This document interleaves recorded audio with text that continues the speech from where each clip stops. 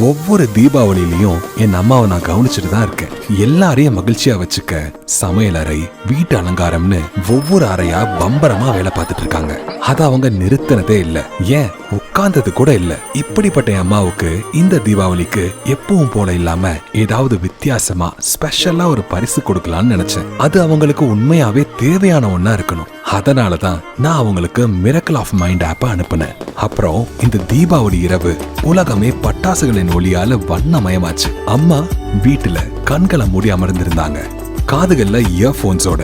ரொம்ப அமைதியா, அவங்க முகத்துல அவ்வளோ ஒரு மகிழ்ச்சி. நான் ஒரு ஓரமா அமைதியா ரொம்ப சந்தோஷமா அவங்கள பார்த்துட்டு இருந்தேன். ஏன்னா இந்த தீபாவளிக்கு அவங்களுக்காக நான் வேற எதையும் பரிசளிக்கல, அவங்களுக்கான சிறந்த தருணத்தை பரிசா கொடுத்தேன். Miracle of mind.